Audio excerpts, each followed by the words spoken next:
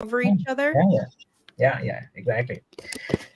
Great. So, hello, dear listeners. Welcome to Healthy Waves.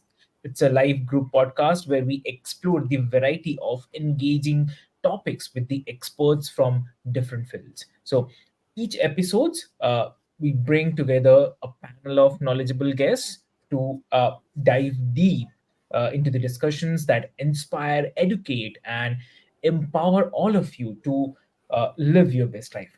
So, whether it's health, wellness, personal development, or holistic self improvement, we are here to ride the waves with you. So, uh, I have some uh, amazing guests today. I would love to quickly introduce you with all of you. So, I have Amy Laniers. Um, so, Amy, like dealing with the chronic illness from a young age and embarking on the profound healing journey has shaped uh, uh, into the empowered and the passionate woman she is today. So her holistic lifestyle approach has taught her the importance of understanding how our internal environment reflects outwardly and how our external environment affects our internal world.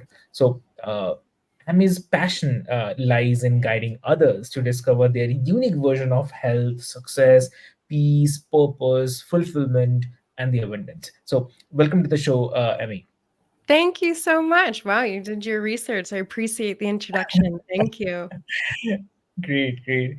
On the other hand, we have Dr. Angelo Valenti. So I'll quickly mention about her. So Dr. Angelo uh, uh, is a consulting psychologist based in Nashville with over 40 years of experience. So as the founder of the company Psychologist, he helps companies hire the right people. That's very, very important, and develop the talent and coach leaders. So he also coaches the individuals to live their best personal and the professional lives. So he is the author of You Are Making This Way Too Hard, Find Your Easy Way to Enjoy Life. So yes, definitely, so it's not enjoy, it's enjoy life. So definitely will definitely get into in the details. So, a guide to the finding joy, contentment, and the self acceptance. Wow. So, welcome to the show, Dr. Angelo. Thank you so much for having me. Lovely. And also, we have Dominus Clifton. So, she is a purpose and accountability coach, somatic practitioner, and the founder of Move and Steel and Nourish the Wellness Collective. So she is dedicated to helping female entrepreneurs prioritize the soul care while also building the aligned businesses. So Dominus hosts the School of Healing podcast and authored Hold Peace to Heal. So her journey to deep soul work and healing has led her to empower others to discover their unique blueprints and pursue their dreams with the confidence.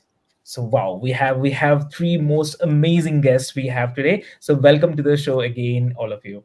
Thank Thank you. you so much. I'm Excited to be excited. here. Lovely, lovely. So because today's topic is very great, where we'll be talking about the soul care essentials, which itself is something great. Holistic self improvement for the mind, body, and the soul. So we'll quickly start. I'll come to Amy. So if you can share a bit about your journey with the chronic illness and how it led you to a holistic lifestyle, if you can share. Yeah, I would love to. So, growing up, I was very sick around my young teens. I became very sick, and it was very evident to me that people were really trying to keep my wellness in a very specific box. It was only ever talked about one part of my body, this one medication, this one thing.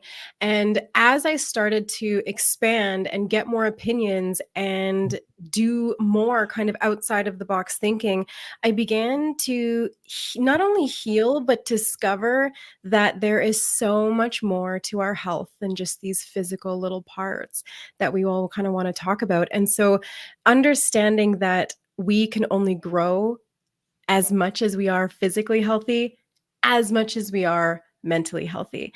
It's almost like the chicken and the egg, or if you were to say physical health is one foot and mental health is another. If you're just working on one, you're eventually going to start going in circles. Your physical health can only become as good as your mental health, and vice versa. And so, learning that and leaning into that, and when I would hit certain levels of being stuck with my physical health, I knew it was something that I would need to do to step into my mental health as well.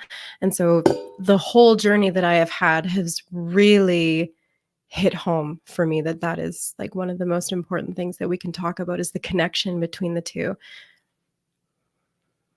Lovely. Thanks, Emmy, for sharing this. It's definitely that is this is the main reason behind the podcast, is where we can definitely share your findings, your how you've been through those situations with the listeners, so that they do not repeat those things in their life. They can learn from your I mean, which you've been through. So thanks for sharing. I mean, so Yeah. and we'll come to Dr. Angelo. So Dr. Angelo, like I mentioned during the intro, like about you you wrote you are making this way too hard, so find your easy way to enjoy life. So if you can share what inspired you to write this. I'd be happy to. And you mentioned that enjoy life is spelled a little bit different on the cover. It's spelled Njoylfe, and the reason for that is that's my license plate.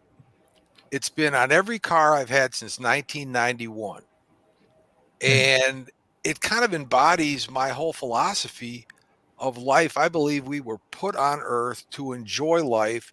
I know there are struggles, there are difficulties. Everybody goes through some tough times at one time or another. Some people start at a very different.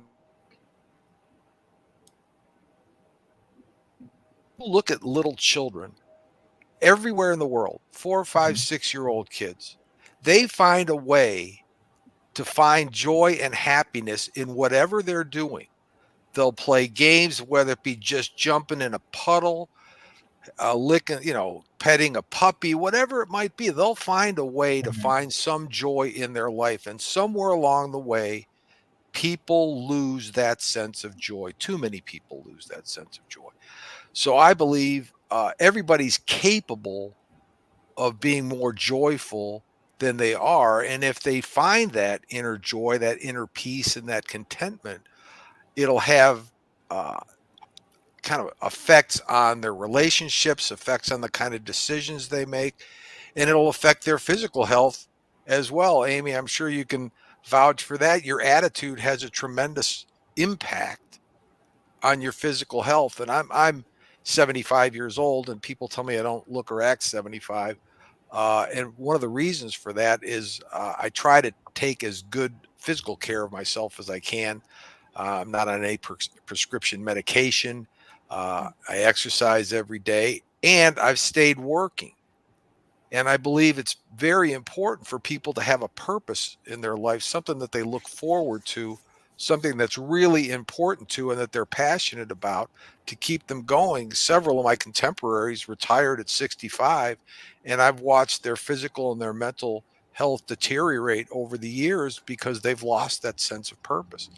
So that's kind of what encouraged me to write the book, in the hopes that people will understand that they are not only capable of finding more joy in their life, but they deserve to find joy in their life. It's okay for them to be happy and joyful and content with their life. Perfect. Thank you. Thank you so much for sharing this. I'll quickly come to Dominus. So if you can share with us about the spiritual journey like you embarked on 7 years ago and how it changed your life. Sure.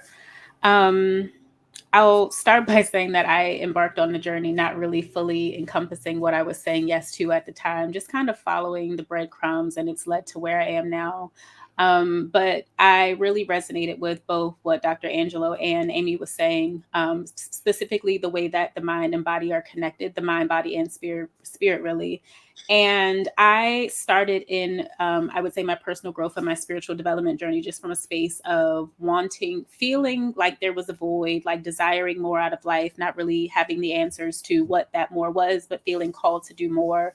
And just being, I would say, obedient to the call from my intuition to just start being still, start meditating.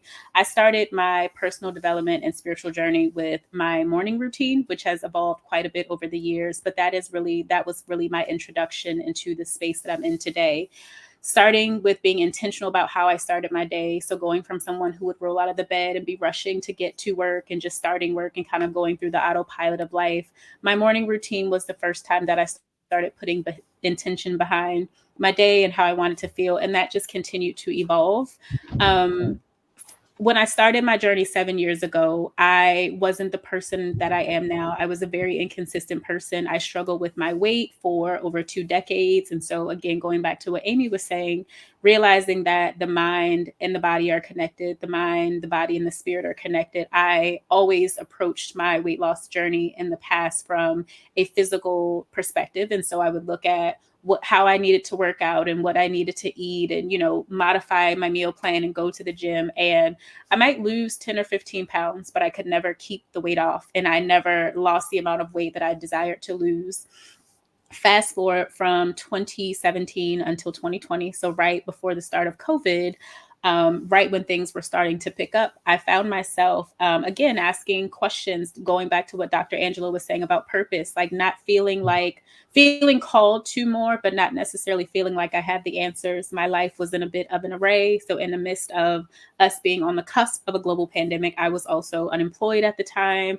I had a newborn and a toddler, and my marriage was just really struggling. And so there was a lot happening in my life. And all I knew at that time was to just be still. I didn't have any other answers. I didn't know what else to do. And it was in the midst of that stillness, meditation consistently, that I heard a whisper that guided me to start for the next 90 days, focusing on my mind, my body, and my spirit consistently. And so for me, that looked like being intentional about the things that I was taking in for my mindset, what I was reading, what I was listening to, the type of motivational videos and things that I was watching. So I was learning every day and pouring into my mind. As far as my body goes, similar to Dr. Angelo, I started moving my body every day. And that's something that I continue to do now. And that's been transformative for who I am as a person. And then the final piece of that was prayer and meditation.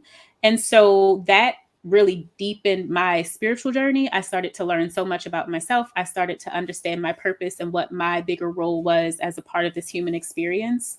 But it really did not all start to click until I started focusing on all the parts of myself. So, not just the spiritual journey, not just the physical, like putting all of those pieces together, kind of really transform who I am as a person today. Lovely, lovely. Thank you so much for sharing, Dominus. So I'll come again to Dr. Angelo. So if you can Dominus and Amy shared about their experiences. So I would like to discuss. I mean, if you can share the common challenges that people face in their the personal and the professional life that lead to the feelings of that dissatisfaction or maybe self doubt. I can say. Sure. I think some of the biggest issues that people face is that they respond too much to external stimulus, whether it be friends, family, coworkers. Social media is unfortunately, a big influence on people's mood Mhm. or outlook on life. And to the extent that one of the things that I emphasize in my coaching is to develop more of an internal locus of control where you realize that you have more control over your life than you think you do. And so many people get caught into the trap of saying, I should be doing this, Mm. or other people have said, I need to do this. And when I hear people say should uh, a lot, I consider that to be psychological diarrhea. That's when you should all over yourself. And one of the things I try to do is get people to listen to their internal voice as to what's important to them, not what's important to other people. Now, there are certain times in your life where you kind of have to respond to what other people are requesting, but too often we give up so much of our control to other people that you end up being lost. You have no compass, or you become, instead of a moral compass, you end up with a moral weather vane. You kind of go whichever way the wind's blowing, and that's not really a way to live your life with purpose and intention, and to get the kind of results you're looking for. Lovely. Thank you. I really love the way you explained it. So, how we are connected with the external stimulus and the diarrhea part. I really love the way you explained it. But thank you so much for mentioning this. And also, I'll again quickly come to Amy. So, how do you define the holistic self improvement? I mean, um, what will be the key pillars according to you in your journey? Yeah, so I say that all the time as well. Dr. Angelo, I say that so much. Just don't stop shooting all over yourself, right? Let's not do that. It turns into this shame spiral and it's no good for No, anybody. no So I good at love all. Oh, it's no good. I love that you said that. And so, holistic meaning that there is so much in your life that gets sectioned off. And we like to think that these things don't affect one another. We like to think that our job is not affecting our parenting is not affecting our marriage, and vice versa. Our health is not affecting our job. And everything, when in reality, every aspect of what we are doing, all the hats we wear, all intertwine. They're all a community and they do affect one another. So everything from health, wealth, love, and life, they're all interconnected. And so holistic just meaning that all of those things affect one another. And so if you can learn to not find balance, because I think balance is a BS concept that we all try and chase and never find, but to find harmony and flow in between all of those, understanding that they all are different, but they do deeply affect one another. And so we do have to be conscious of all of them and understand that if one is going downhill, then something else is going to follow it. Great point. Exactly. And vice versa. If something's going uphill, the rest is going to benefit as well. True. Exactly. Thank you so much. And also, to Dominus, I'll come to you. Like, how I mean, how will you integrate the somatic practices? I mean, not will, sorry, my bad. So, I mean, how do you integrate the somatic practices into your coaching to promote that healing and the personal growth? Thank you for this question. I really appreciate this question. So I started out as a nutrition and wellness coach, and I was working with women, and I was finding that my clients, again, this was, I started that work around the time that we were heavily into the midst of COVID. And I was working with clients and they were extremely stressed out. And I was trying to figure out, how do I help them to release that stress? These were heavily educated, very successful, we would deem them very successful women, but including myself, right? Balancing many roles. None of us knew how to manage our stress very well. Everyone was overwhelmed. We were constantly putting out fires, and that impacted, again, mind, body are connected. That impacted weight loss. And so for me, I couldn't focus on a meal plan and how to teach them to move their bodies. I needed to focus on getting their stress levels down. So I started doing research at that time, really just to help my clients and to help myself. And it was the more that I started to understand about the body and the way that the body holds stress and trauma, it was almost like a light bulb went off in my head of, oh my gosh, this is why we're seeing so many of the things we're seeing in our societies, from our illnesses and diseases, from, our poor diets and the way that we're struggling to, as a society, manage our weight, to the crime and violence that we see. At the root of so many of our challenges is really unresolved stress and trauma. And that really led me to the journey that I'm on today. That was the reason why I decided to start moving still is because when I understood the way that the body worked, and again, how we hold that stress and trauma, I wanted to really educate people and just shout from the rooftops that for many of us, we have been taught to go about our healing journeys very wrong. We oftentimes approach things from either a topical approach, and so we treat the symptoms of things, or we take this cognitive therapy, talk therapy only approach. And I am an advocate for therapy. I have gone through therapy at many points in my life. However, it's the combination of the mind and body together. So talking through and processing what is going on in the with your mind, but also holding space for the body to heal. I am fascinated with the way that our bodies work, and how, if just given the opportunity, we have the ability to do so much of the healing process ourselves. The problem is that we are all living in a state of fight or flight, in a stress response state, and we don't slow down enough for that to happen, right? Like, if you pause, if you allow your body to rest, your body will begin to restore itself. But we're moving at such a fast pace globally that folks are just not doing that. And so somatic practices become a really important part of the healing process. And somatic is just a Greek word for body. And so what it means is holding space for your body to do what it needs to do.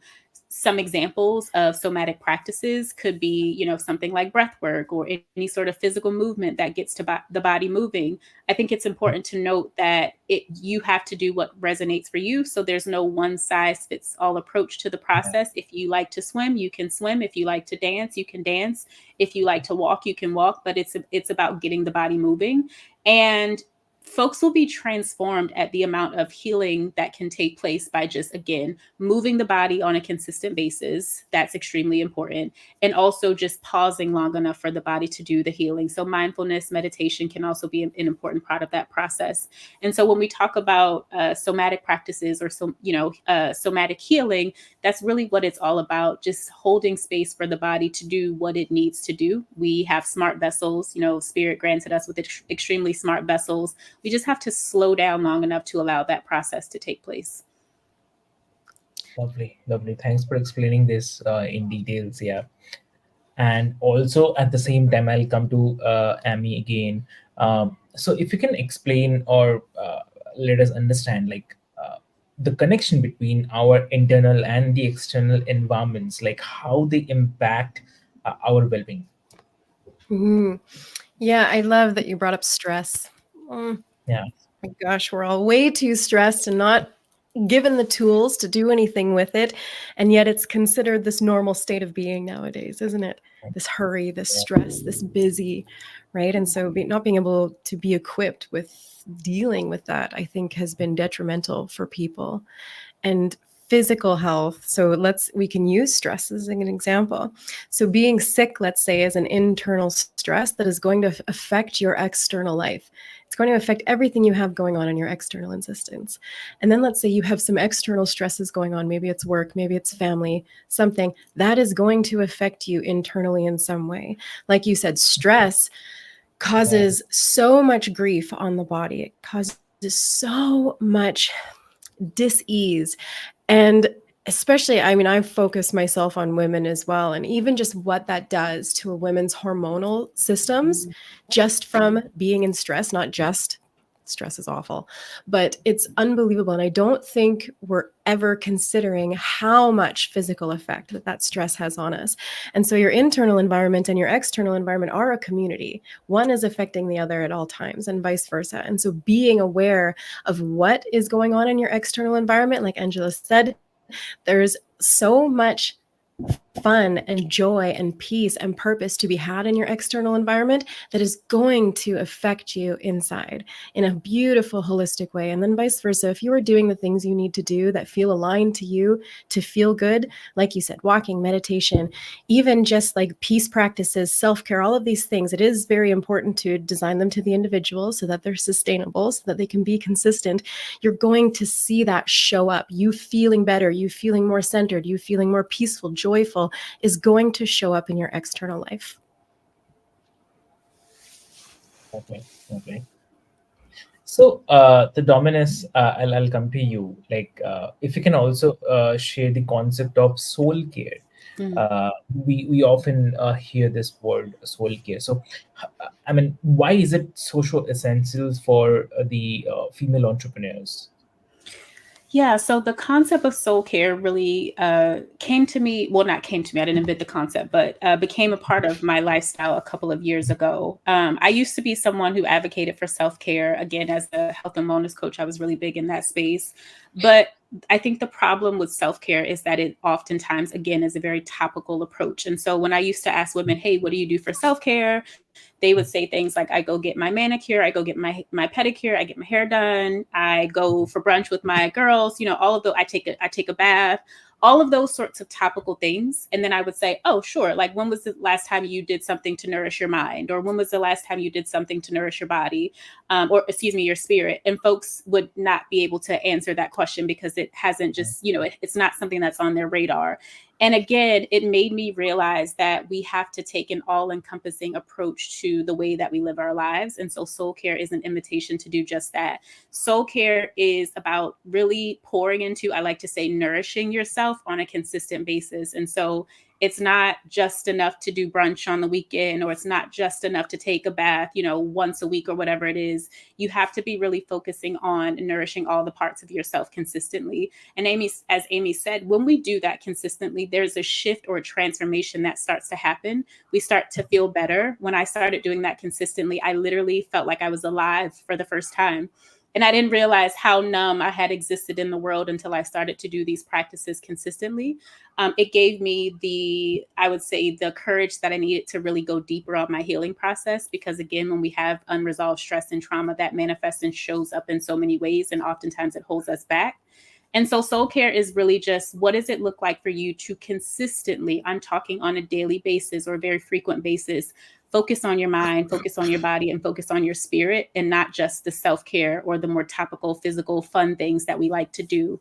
And when it comes to women entrepreneurs, or just entrepreneurs in general, I don't think it's focused on gender. When you are able to, again, thinking internal, external, right? Like, they're all related and connected. What's happening on the inside manifests on the outside. When you're able to pour into yourself consistently, you start to feel a shift. You start to feel some of the heaviness that we oftentimes walk around with begin to dissipate. And that is going to impact how you show up in the world. So when I wasn't nourishing my mind consistently, I had a whole bunch of self-doubt. It's not that I don't have it now, but it doesn't hinder me and block me the way that it used to. There used to be a lot of fear. And what I find is that I have a greater capacity as an entrepreneur to show up and to do the work that I need to do, because I pour into myself consistently, right? Oftentimes folks are operating from a place of burnout. Like, you don't have anything to give, because when was the last time you did something to pour into yourself? So when you make these practices a part of your daily habits, you're nourishing, you're pouring into yourself every day. And as an entrepreneur, that's so important, because we know that we invest so much into other folks, into other things, into our missions, but oftentimes we're pouring from empty cups. And so that really is what soul care is about.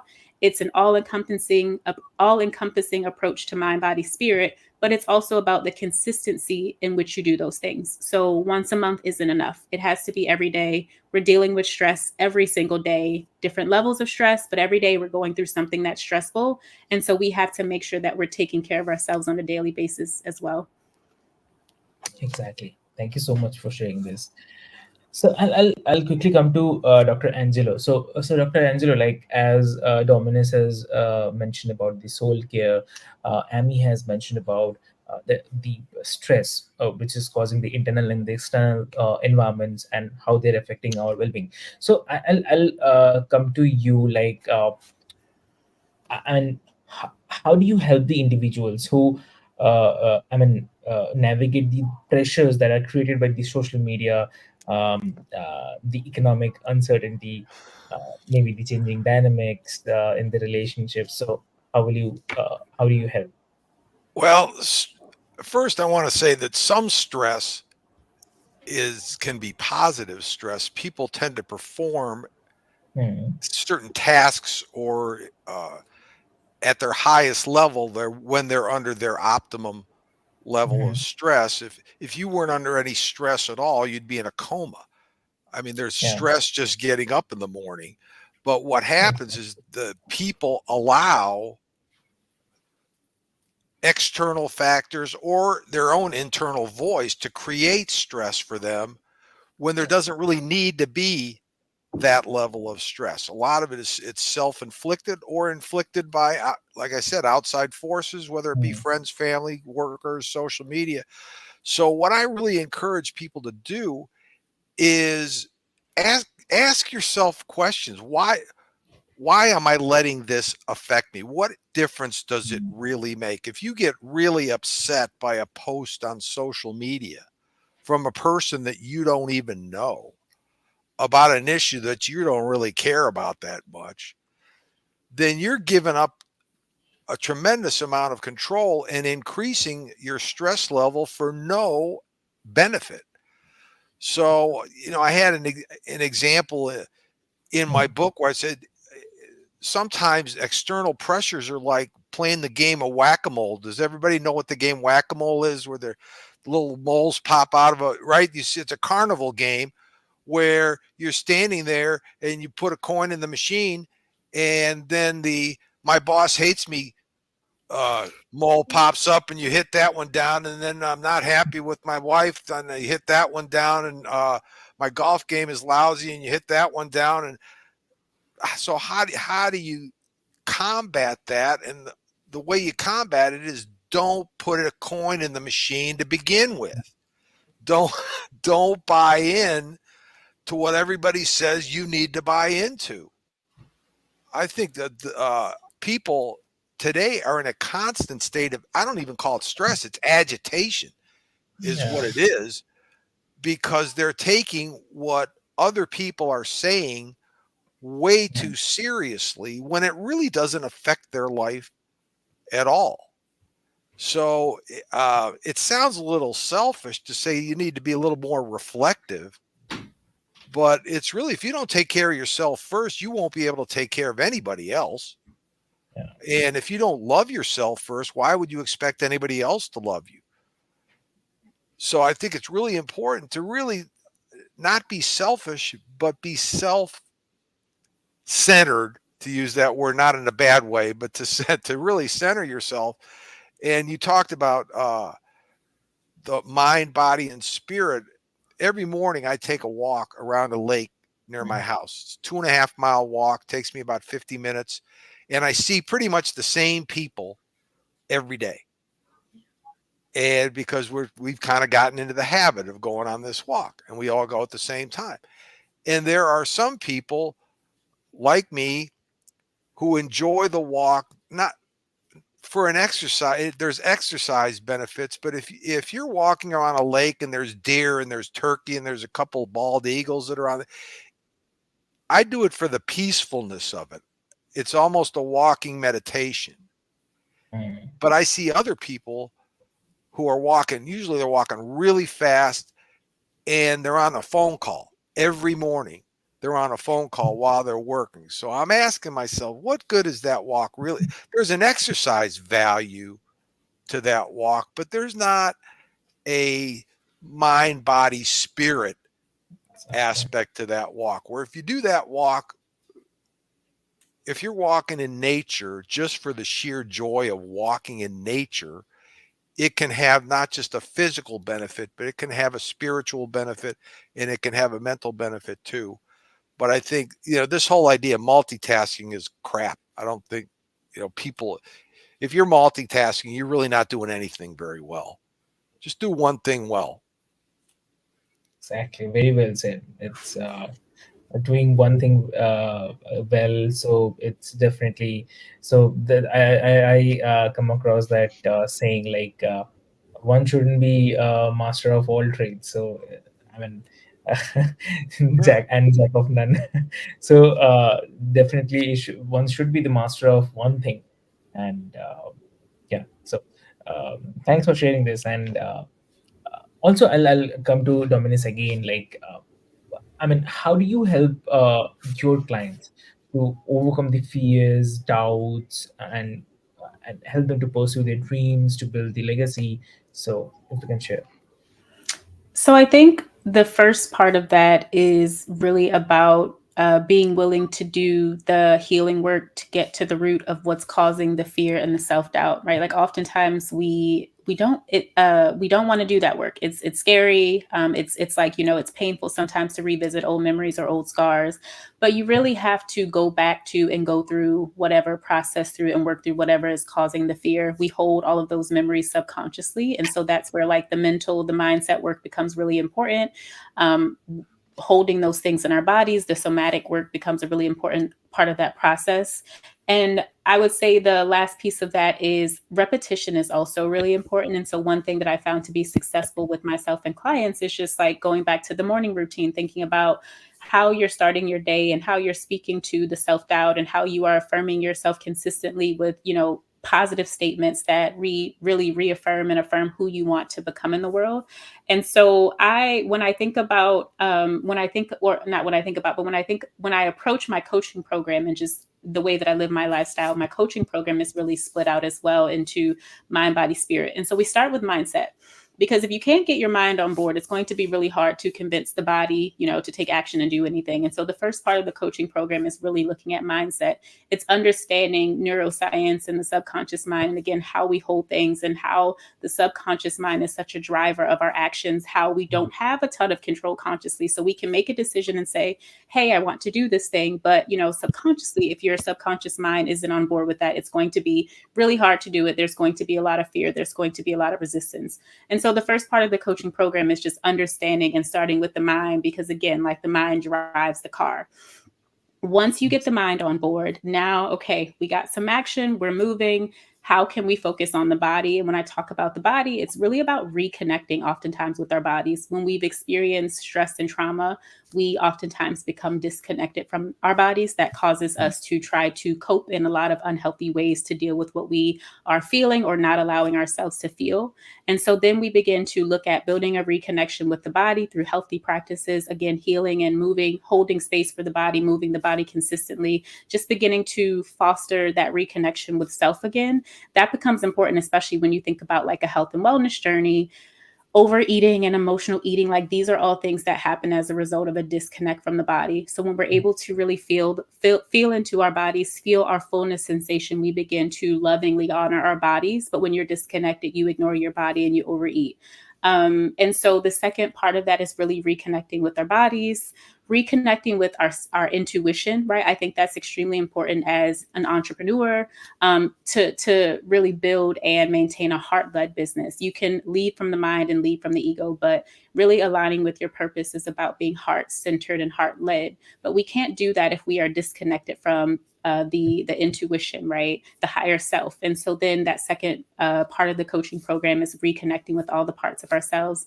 And then the last part is really the spirit piece, remembering. I call that the remembering phase. And that is remembering our purpose, remembering our power, remembering that we are all spiritual beings that have made a choice to have this human experience. And so before coming here, I believe that we all had a purpose, had a mission. Our souls had something that it was called and felt led to do to contribute to the world. And so the last part of that is doing the spiritual work and making the connection with yourself and spirit, right? God, to discover what that is. And once you have done all of that, so you've gone through the mindset work, you've reconnected with all the parts of yourselves, the amount of impact that you are able to have in the world is just, it's substantial. It's you are transformed, and now you are connected with your purpose, aligned with your higher self, and now you want to, make a positive impact in the world. And of course, that looks different for each of us. There's 3 of us on this call that are very different, but just based on the conversations that we are having, you can tell when people have gone through the process of understanding all the parts of themselves, understanding their purpose, and are now able to, because of the work that they've done, be able to empower other people to do the same. And so we're all connected, right? Like we're all in this process together. And when we go through our journeys, when we have the courage to do that, we empower other people to do that. And that is really how the world begins to heal and transform. Lovely, great. And also, I'll come to Amy. Like, how can people start building their self-belief and the worth to achieve that holistic peace and the potential? What do you say? Yeah, nature walks, like Angelo said, no. But you're speaking to my soul. That's where I find presence. That's where I find peace. That's where I find joy. That's where I'm able to pinpoint, oh, that's a new bug. There's a new little bird today. That's like being out in nature, man. That brings joy, peace, presence. It's unbelievable. And like you said, there's that good version of stress. I wanted to touch on that real quick because there's distress and there's eustress, it's called. And we all have these three kind of centers of being. We have our comfort zone, and then we have our growth zone, and then we have the anxiety zone. And if we're in that good stress, in that eustress, in that growth zone, magic happens. It's so powerful. But I deeply believe that the connection between our internal environment and external environment really are these two pillars of self-belief and self-worth. And they're two very different things. Self-belief is what you believe you can do in the external world, and self-worth is what you believe you are worth, and that reflects out into your external environment. And so building up those two pillars is such a powerful practice because then you're combining both. So believing that you are capable of doing something is different than believing you are worthy of having that thing. So when I'm working with people, I typically find someone has higher in one and lower in the other, and vice versa. Typically in our community, we do see higher self-belief and lower self-worth. We tend to attract those people in the holistic self-improvement community. High self-belief, just believing that they're capable of these things and not understanding why they're not able to achieve them, why they're getting that self-sabotage, why these things aren't happening for them to the level that they believe that they're capable of achieving. And again, it's like having 2 feet. It's self-belief is here, self-worth is here. If you have one, eventually, if you have too much of one and not enough in the other, you're going to walk in circles.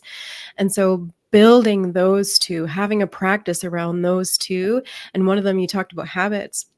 Habits is a great one. Daily habits, stating you're going to do something, proving that you do it, and then self-assigning, that builds self-worth. That self-assignment piece is the really special one. The acknowledgement that I did that thing even when I didn't want to. I went for that nature walk, even though it was colder outside than I maybe would have enjoyed. Those kind of things. But the self-assignment is what builds that self-belief. I said I was going to do that. I did it. I did that thing. And then self-worth is this whole other beautiful journey that happens when you keep the promises that you make to yourself, when you set boundaries, when you have courage, and when you invest in yourself. And then there's this peak that happens where you need to learn to have a healthy level of comparison. Comparison can be detrimental or it can be very, very positive. We always want to be comparing what we call apples to apples. We don't want to compare to someone who is in an entirely different situation, an entirely different body, an entirely different, and then think, well, why can't I have that thing? That's always going to be detrimental. But if I myself am also comparing to a woman almost in her 40s who is also homeschooling and building a business and all of these other things, then that's a more apples to apples comparison. And that's where we can find inspiration instead of this detrimental thing, which is always going to help our self-worth. Two very staple pillars for anything we want to do and see. Lovely. That's really lovely. Great. So before we wrap, I'd quickly love all of you if you can share one advice that you would love to definitely share with the listeners, so that for the listeners who want to start, or maybe they are starting their own journey towards the self improvement, towards the holistic way. So what one advice would you give them? Would you like me to go first? Yeah, sure. I'll go first. I believe it is that. I believe that it is understanding the difference between self-belief and self-worth and diving into the practices, into doing those daily. Dominique, you talked about daily practices instead of just going to the spa once a month, or, I mean, those are wonderful things. If you can indulge in those things that bring you all of that joy and pleasure, sometimes is wonderful, but what can you do on the day-to-day that is going to bring you that peace, passion, purpose, joy, fun, fulfillment? And I think we sometimes get too outlandish with these things before we allow ourselves to feel those feelings. It has to be this big outlandish experience, when in reality we can find things that feel good to us every day. All three of us, it sounds like, move our bodies every day. Oh, sure. What a powerful practice. What a powerful practice to build your self-belief and to build your self-worth. That is one. And sustainability is the key to habits. Sustainability is the key to habits. So for me, my sustainable way that I move my body every day for a minimum of 30 minutes is that I have a phrase that it's, I'm going to move my body today in a way that feels good. I'm going to move my body for 30 minutes in a way that feels aligned for me today. If I were to say I'm going to move my body for an hour at the gym lifting heavy weights, that would not be a sustainable practice for me. I don't even have a gym in the small little town I live in on a dirt little road. We are very removed. It's the best, but that would not be a sustainable goal for me. So already I'm setting myself up for failure. And to be consistent is the ability to adapt. So I gave myself the premise. So there is a measurable amount there for the habit every day, the 30 minutes, but there's freedom in what that looks like. And that creates the sustainability. So what can you give yourself every day that is going to be sustainable to build self-belief, to build self-worth, and build that connection with self? Lovely, lovely. Mm-hmm. So, next, I mean, I'll Dr. go. Angie, then Uh, sorry, I didn't mean to step on you. All good. All right. The one piece of advice I'd give people is to analyze how much they're letting other people or other outside influences control their life, and begin to take more control, and especially, above all, own the decisions that you make. In other words, make good decisions, recognize that you're not going to make all great decisions, but own them, whether they're great or not great. Because if you own your decisions, then you recognize that you're capable of changing the direction of your life or changing something that's not working. If you believe that those outside influences are controlling every aspect of your life, it's going to be impossible to make any lasting changes. So own your decisions. If you want to use bumper sticker, 3 words, own your decisions. That's it. That's beautiful. And I would close out by just reminding the listeners to remember your power. I firmly believe that we are all such extremely powerful beings, but we forget that. Life really pushes us oftentimes to forget that things happen in our childhood and our power might be taken away, or we give it away and we grow up operating in that same sort of mindset. And going back to what Dr. Angelo said, we begin to give power externally. So we look for advice about our lives and direction from our lives from all these external sources, our partners, our spouses, other adults around us, colleagues, friends, and we aren't able to make our own decisions and really lead our own lives. But that is how we were intended to live. And so when you start to do the things that we talked about on today's podcast session, the mind, body, spirit work, when you start to understand and remember who you are, the essence of who you are doesn't change. You just sometimes get away from that. You get back to a space of really being comfortable with being seen and heard, comfortable with owning your power. And I think that so much shift can happen with the way that we show up in the world and how we are able to impact and help other folks, and just the difference that we are able to make in the world when we are able to remember our power and not to give it away. And another part of remembering your power is remembering that you have the ability, again, to heal yourself. Yes, it's great to have professionals and doctors and therapists to assist you with that process, but I believe that it's really on us. As Dr. Angelo said, it's our responsibility to take ownership of our lives, and we have to stop giving our power to other folks for them to tell us how to live. Being still, your body's going to do a lot of the work that it needs to do for itself. Allowing yourself, holding space for yourself to heal is such an important part of that. And so just really remembering, like, you are a powerful being, right? You have the power it might take some time to change habits, to change behaviors and patterns, but you can really co-create the life that you desire. Exactly. That's really lovely, and thank you so much, everyone, for sharing your insights. It's really great. I really enjoyed, and I believe same way listeners also enjoyed it, and they got also resonated with their lives as well. So thank you so much again for joining us on the episode of Healthy Waves, and dear listeners, like, we hope that you have enjoyed our discussions on the holistic self improvement for the mind, body, and the soul. And a big thank you, definitely, it's needless to mention, but a big thank you to our guest Amy, Dr. Angelo, and Dominus for sharing your valuable insights and the experiences. And for the listeners, I would love to also mention, like, before, I mean, always remember that taking care of your entire self is definitely the key to a living balanced and the fulfilling life. So uh, and also I'll mention, stay tuned for our next episode, and until then, keep riding the waves of health and the happiness, which is very, very important in life. So thank you so much.